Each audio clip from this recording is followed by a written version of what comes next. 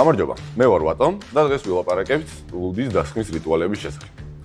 ის რომ ზაფხულში ცივი ლუდი კარგი და გემრიელია ყველამ ვიცით, მაგრამ იმისათვის რომ ნატახტარის ახალი ხავერდოვანი გემო უფრო კარგად გავიგოთ, ამისთვის საჭიროა რომ მისი დასხმის პროცესიც შესაბამისად სწორი იყოს. ბევრმა შეიძლება არ იცოდეს, რამხელა მნიშვნელობა აქვს ჩამოსასხმელი ლუდის კათხაში სწორად დასხმას. ამისთვის პირველ რიგში საჭიროა ან წინასწარ კარგად გაციებული ჩვენთვის კომფორტული კათხა, ან თუ ესეთი კათხა არ გვაქვს, შეგვიძლია დასხმამდე ის უბრალოდ წყალზე კარგად გამოვავლოთ. პირველ რიგში დავიწყოთ იმით, რომ სისტემა ჩარჩენილი ლუდისგან გამოვათავისუფლოთ და პირველადი დასხმული ლუდი აუცილებლად კათხიდან უნდა გადავაქციოთ.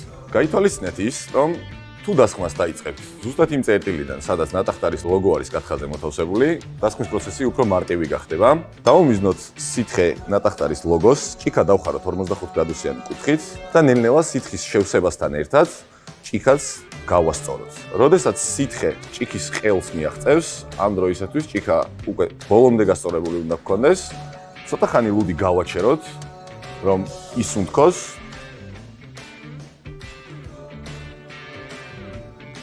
გაითვალისწინეთ, რომ დასხმის პროცესში ძალიან მნიშვნელოვანია, რომ ჩამოსასხმელი ონკანის ტუჩი არ შეეხოს სითხეს, რადგან ის მას ზედმეტ რკინის არომას მისცემს, რაც არავისთვის ასიამოვნო არ არის. კათხაში ქაფი რეკომენდირებულია, რომ არ აღემატებოდეს 2 თითის ზომას.